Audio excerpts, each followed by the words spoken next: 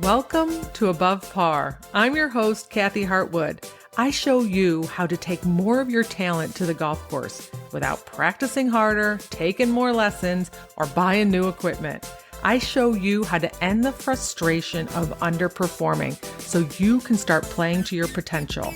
This is where you are going to learn how to think above par so you can play below par. Let's get to it. Hi, girlfriend. Nice to have you here and listening. I really appreciate you tuning in each week and taking what I share with you here out onto the golf course and in your day-to-day life. I appreciate it. I can't tell you how happy it makes me to hear your success stories that you share with me on social media and in the emails. So please keep them coming. I love to hear them. And one of the topics that comes up a lot is playing with a partner, right? Partner golf, especially at a country club. You're going to have a partner, whether it's a best ball, an alternate shot. You sign up for these team events, and then we end up having a lot of drama about playing golf with a partner. It can even be your best friend, someone that you've played a lot of events with. We still have drama about it. And what I want to talk to you today is about how to be a good partner, how to have a good partner relationship in golf. I'm going to give you 4 things that are going to be really helpful for you to set up before you go out and play in your next event. Why? Because when we go out and play and we're focused on our partner and what they're thinking and what they're doing, we are distracted from our own game. It's challenging enough for you to go out and manage your brain by yourself, let alone now when you're managing your brain and you're trying to manage a partner's brain, or you're affected by your partner in your group, whether they're doing something, saying something, or you're worried about their feelings while you're out there playing. It becomes so hard for you to show up and be calm and certain or confident on the golf course and over shots. What happens is we're nervous and we're anxious and we feel pressure to perform. No one plays well under pressure. We've got to learn how to pivot away from pressure. So what I want to talk to you about is setting up yourself for success before you go and tee off. It's about having a conversation and an agreement with your partner before you go play. Now, I've shared this with a lot of people and I get some pushback on this because people are just uncomfortable to have conversations. Like, oh, I don't want to say this to them. I don't want to have this conversation. It's going to be awkward. Well, something's going to be awkward, my friend. Right? Either having this conversation or being out on the golf course, standing over a 3-foot putt with a lot of pressure and then having to look at your partner with that look on their face of disappointment because you couldn't swing or make a putting stroke from pressure. One of them's going to be awkward. Right? Let's pick the conversation. Uncomfortable or awkward are not a problem. They're just emotions. It just takes a little bit of courage to go through that first step of having this conversation with your partner and coming to an agreement. And I'm going to say, if you can't do it, send them this podcast. Like, I have a subtle hint for you. Listen to this. And if someone else needs to initiate the conversation, that's fine. Maybe I should come up with like a cheat sheet that people can print out and they can to their partner, like a checklist, so that you can have your best experience out on the golf course. Right? And the reason I'm doing this is because I want you to play well. I want you to have a good time. I want you to not be worried about your partner. Or what happens a lot is saying the wrong things to your partner. So let me give you a few examples of things that I think are going to be very useful for you to set boundaries before you go out and play. So you and your partner are going to have a conversation, or you're going to talk to your partner and you're going to agree not to say, I'm sorry on the golf course. When you say, I'm sorry, it insinuates you did something wrong. You don't feel good when you say, I'm sorry. It's basically saying, I'm sorry, I messed up. And you feel bad. And now your partner has to sit there and say, it's okay. Don't worry about it. And we're wasting all this energy and emotion about apologizing for making a mistake. We have to agree nobody wants to make a mistake. Both of us want to play well. We're doing the best we can, and agree not to say, I'm sorry. You don't want to say, I'm sorry that I hit it in the rough. I'm sorry I hit it in the bunker. I'm sorry I missed that 3-foot putt. This is golf. So we're not going to say, I'm sorry. And we're not going to say, that's okay. It's just a negative emotion. You're in a negative place, and I want you to be calm, uncertain, or confident. And feeling guilty or ashamed is not useful. You did the best you could. It didn't work. Let's move on. Next shot. Okay, and the second one is what not to say on the golf course. Do you like it when your partner says, I just want to remind you, you got a shot here. Don't forget. All right, make a good swing. Do you like that or don't you like it? Most people don't like it. But if you're one like, oh yeah, I forgot. Why does it matter? You should be trying, technically, equally on every hole. Does it behoove you to know that you have a shot because that means you're going to focus and try harder? Is it useful? Maybe. Most of the time it's not so useful. But we can have a partner that reminds us, like, don't forget you have a shot here. And you have 2 on the next hole. So play hard. I just don't think it's very useful. It's so funny when people say that. And I know the intent is that it's helpful, but it's worth having the conversation if it is or isn't. If you're the person who reminds people that they get a shot there, those words usually create pressure. And when you wonder why your partner didn't perform very well, it might have been the words. So if you're that person who's reminding people that where you get shots, just so you know, in case you're not paying attention, I'd want to confirm with your partner if it's a useful thing to do. Every once in a while I hear someone say, yes, please remind me. I'm like, well, what the heck have you been doing on the other holes then? If you need a reminder, does that mean you're like engaging now? I don't know. But you get to decide. Have that conversation. Is it useful for your partner to tell you, you need to make this? Don't hit it in the water. You need to hit the green here. You have to get up and down for us to win the hole or tie the hole. Are those useful things for you to hear? I'm going to venture to say no.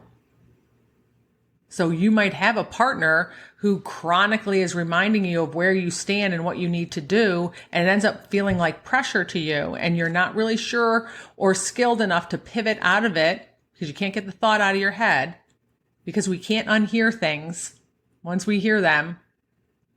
It would be worth having the conversation before you go out and play and like, listen, I know where I stand. I don't need you to remind me on the golf course. It's a distraction. I don't perform better. And I'm not going to remind you either. Or you're going to sit there and go, tell me. I love it. I love it when you tell me that I need to make a punt to win the hole. I'm going to tell you, if you're that person, you probably already know, so you don't need the reminder. If you're a person who loves to hear that and you dial it in, you probably don't need the reminder that you need this putt to win the hole. But there is no right or wrong answer here. It's you deciding what works best for you and having that communication with your partner ahead of time so that the two of you can show up with a very quiet mind and your best game.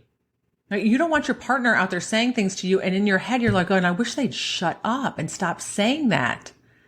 They're putting so much pressure on me. You don't want to have to deal with that dialogue in your head either. Now you're annoyed at your partner. That's why I said it's going to be awkward one way or the other. You might as well have the conversation ahead of time. I've seen people who have gone out there and mentioned things about people's game and their swing and what they're doing wrong. Unsolicited advice. Do you want that? Do you want someone to pinpoint if you're doing a specific move because you're working on something? Great. Or do you have a partner who just randomly blurts out, your swing is long, and now you start focusing on your swing? What do you like people mentioning about your swing and not so much? I mean, you don't have to go through a litany of things that you like, but just say, you know what? If you're going to say anything, tempo is a good thing to say to me. Don't tell me something mechanically I'm doing wrong on my swing. Playing golf is not the time to work on your swing mechanics unless you're on the operating table bleeding and you need to get sewn up. If you're not there, tempo, minimal swing thoughts. Which is the third thing is, what do you like people to say? For me, it's tempo. Like if you're going to remind me of anything, tempo. Put a good swing on it. You got this, partner. What words do you like to hear, or what things are you open to hearing from your partner? That's the third thing. And the fourth thing is reacting to negative shots. People are really good, women particularly, at reading facial expressions. Your partner likely doesn't want to know that they disappointed you. So a heavy sigh, a rolled eye, a look of disappointment is not useful. It's not helpful. There's no upside to it. So agree that we're doing the best we can out here, We're going to have some good holes. We're not going to have some good holes. We're going to have some good shots. We're not going to have some good shots, but we're not going to express our disappointment with the other partner. Now, this seems like a no-brainer, but I can't tell you how many times I've witnessed this and watched this. And even if you haven't said the words, like I said, your facial expression says so much. And why is all of this important? Because remember, what I say is for you to play your best golf, you want to hit as many shots from calm, certain, and confident as possible. And if you're dealing with the pressure of worrying about what your partner is thinking, especially if you're a people pleaser and you really don't want them to be disappointed, you're going to have extra pressure on there. Now, you're going to have pressure or nerves or fear or disappointment. You are dealing with more management to get back to being calm, certain, and confident. So let's get ahead of it. Let's minimize all those things. So there's less that's going to show up on the golf course. There's going to be something, but there's no sense you two are on the same page working for the same goal. There's no sense you working against each other in that environment. So have the conversation before you go out and play so that your partner and you can show up and support each other versus getting in the other person's way. Just start by agreeing not to say you're sorry. Decide what not to say. If you've played enough events, you've been with some people who have said the wrong things. Do you want to be reminded about where you get strokes? Do you want to be reminded this is your hole? Do you want to get reminded that you have to make this putt so that we win? And then 3, decide what you do like to hear. Tell your partner what you like to hear. Don't tell me about my swing, but help me focus on my tempo. Over short putts, remind me to keep my head still. Listen for the ball to go in. That's useful for me. I feel like you're encouraging me and supporting me. And then 4, be very conscious about reacting to shots with facial expressions or body language so that we don't go through disappointment unnecessarily and have to work even harder to get ourselves back to one of the 3 C's. Okay, so with all that being said, you can ask your partner, but this also might be a little self-awareness. You might not even notice that you're saying some of these things on the golf course and how much they're distracting somebody. Another thing that's really revealing is how uncomfortable it is for you to have this conversation. When I go play at a club where I have to take a caddy, and I'm not familiar with this caddy, and I just want to preface this saying that I'm a very nice person, but I'm very blunt about setting my boundaries up with this caddy. I say, hi, Billy Joe Bob. It's nice to see you, whatever his name is. And in a nutshell, I say, when I want your opinion, I'll ask for it. Do not volunteer information to me unless I ask you for it. Do not tell me which way the green breaks. If I can't figure it out, I'm going to ask you. Okay, why do I do that? Because I've had so many caddies that I do not know, that I've never played golf with before, who are not really familiar with either my game or the golf. Right, so they'll stand on the tee, they're like going, don't forget there's like a bunch of out of bounds and water up there, and there's a big, huge bunker that you're dead if you go in. And they're like going, all right, what club do you want to hit? It's like, I didn't need any of that information. Or I'll stand on the green and he'll say, I think you should play it 2 balls outside on the left. I didn't ask you. I need to figure out the speed first, and I can figure out the break. He doesn't know how hard I'm going to hit it. But I can't unhear it.